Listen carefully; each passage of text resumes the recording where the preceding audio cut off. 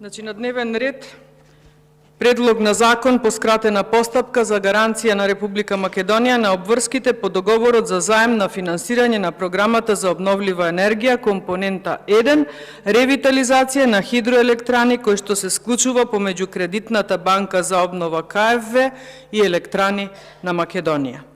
Со овој кредит е планирано да се спроведе ревитализација на големите хидроенергетски централи во сопственост на АД Елем, тоа се Вруток, Равен, Врбен, Тиквеш, Шпилје, Глобочица, Козјак и Света Петка.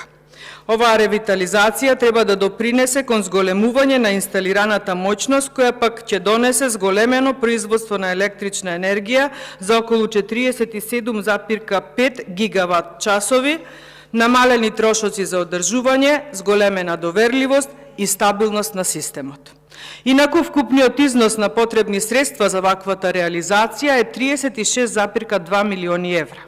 Преку овој кредит се обезбедуваат 25 милиони евра и за истиот ќе гарантира државата, додека останатите 11,2 милиони евра ќе се обезбедат преку инвестицијски грант од Инвестицијски фонд за Западен Балкан.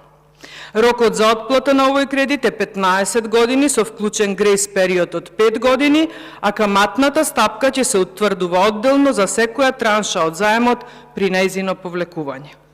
Околу овој кредит да напоменам дека АД Елем во соработка со Министерството за финансии уште на 5 август 2021 подготвило и доставило барање до КФВ банката за финансирање на третата фаза на ревитализација на претходно наведените хидроелектрани. На 12 август 2021 КФВ одговара позитивно на ова барање и во септември 2021 спроведува мисија за оценка на проектот. На 16 ноември 2022 Германското Министерство за економска соработка на предлог и барање на КФВ банка има дадено одобрување и КФВ ги има доставено нацрт текстовите на договорот за заем и договорот за гаранција за преговори. На 10 јануари оваа година завршени се преговорите со КФВ банка и е усогласен текстот на договорот за заем и текстот на договорот за гаранција. Првиот треба да се склучи помеѓу КФВ и АД Елем, а вториот помеѓу КФВ и Република Македонија. И се дотука би можело да се каже дека е во ред, особено затоа што се работи за кредит кој ќе придонесе кон подобрување на снабдувањето со електрична енергија во Македонија, тема која што е доста актуелна веќе изминати повеќе од 2 години и тема на која што станаа популарни многу наши актуелни политичари и луѓе од власта. Во меѓувреме пак, додека Македонија е во енергетска и финансиска криза и додека нејзините функционери од власта на големо си отвараат фирми за промет и производство на електрична енергија, цените на храната не се намалуваат и покрај сите владини мерки за заштита на нашиот животен стандард. Па така, има една пресметка објавена од порталот Пари на 15 февруари годинава, која вели дека она што во јануари 21 можело да се пазари за 1000 денари, лани во јануари се пазарувало за 1092 денари, а годинава во јануари истото се набавувало за 1366 денари. Понатаму, во листата на топ 5 поскапување на прехранбени производи, пресметано од јануари лани до јануари годинава, ги имаме следните. На прво место, лебот и житата со поскапување од 39,1%, на второ млекото, сирењето и јајцата, поскапување од 36,2%, на трето место е месото со поскапување од 28,3%, на четврто се маслата и мастите со поскапување од 18,4% и на петто кафе, чај и какао со годишен пораст на нивните цени од 17,3%.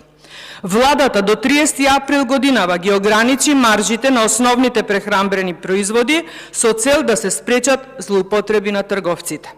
А за да можат производителите на овие основни прехранбени артикли да произведуваат поевтина храна, од 1 јануари годинава владата овозможи договори за субвенционирана струја. Но Изгледа дека повторно има некои малверзации тука, па министерот за економија пред некој ден најави дека е можно да се донесе одлука за укинување на овие субвенции, доколку компаниите не ги намалеле цените, заради што нели истите беа субвенционирани. Ова ме наведува на заклучок дека залудни се мерките на владата, доколку нема кој истите да ги контролира во нивното правилно имплементирање или евентуално и да санкционира при неправилна имплементација. Во овој парламент изгласавме десетици предлози закони за справување со финансиската и енергетска криза, ама некако резултати слабо видливи. Минималната синдикална кошница за јануари оваа година стаса до неверојатни 50.799 денари, што е апсолутно неиздржливо за македонските граѓани, особено имајќи го предвид и последното доцнење со платите во здравствениот сектор, како и доцнењето со исплатата на боледувањата, а заради нели хакерскиот напад врз ФЗМ. 22. Ја завршивме со јавен долг од 7,7 милиарди евра, што е историски највисокиот долг досега што некогаш го имала Македонија. Пострашното е што задолжувањето за оваа 23 година се планира да биде над 1,6 милиарди евра. Да се навратам повторно на денешниот заем и да ги соопштам на јавноста констатациите на Државниот завод за ревизија, кој што вршил ревизија на тема задолжување на субјектите од јавниот сектор, степен на искористеност на кредитите и заемите и платени и створени трошоци, се со цел да се даде одговор на прашањето дали јавните инвестиции кои се финансираат со средства по пат на заеми се реализираат на ефикасен и економичен начин. Констатациите на Државниот завод, кои што се во контекст на денешната тема, се следни. Прво, во управувањето со јавните институции отсуствува системска правна рамка, постапки и процедури, надлежни институции, дефинирани индикатори за систем на мониторинг и надзор над спроведувањето на јавните инвестиции, што придонесува за ненавремено преземање корективни мерки. И второ, главните проекти се следат на децентрализиран начин и за нив не постои соопфатна слика за напредок по имплементацијата. Има уште мноштво на забелешки, но тие повеќе се однесуваат на делот за градба, за кој што не би сакала да правам никаков дефокус. Поентата ми е следна.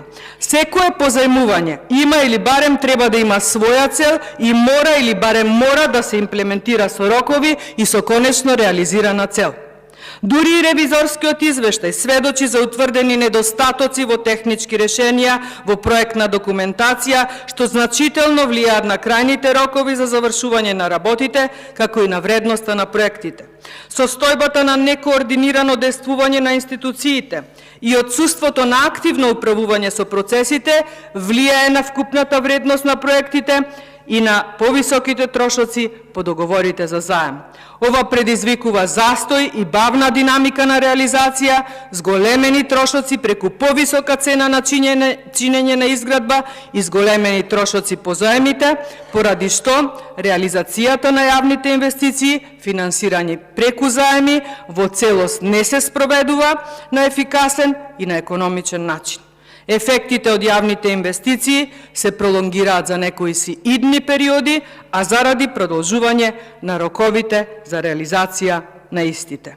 За крај, се надевам дека ја свативте мојата загриженост и по однос на овој заем, како впрочем и по сите досегашни заеми. Становме земја зависна од заеми, а никако не започнавме со некој конкретен инфраструктурен капитален проект кој што е единствен спас за оваа криза во која што се наоѓаме. За жал, интересите на оваа власт не се да се разработи државата, да се разработат фирмите, туку како да се стигне до брзи пари преку тендери во 4 очи, односно до што поголем процент од истите.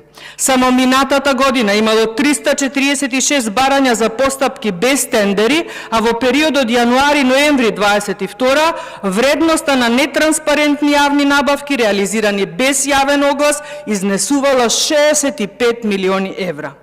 Се надевам дека со ова Евотек и КФВ банка, како и со тоа, дека не задолживте за наредни и наредни генерации. Сепак, убедена сум дека скоро ќе си заминете, па ќе оставите некој да ги плаќа вашите долгови, но истовремено и да размислува и креира политики на брзо опоравување и издигнување од пепелта во која што дефинитивно не оставате. Ви благодарам.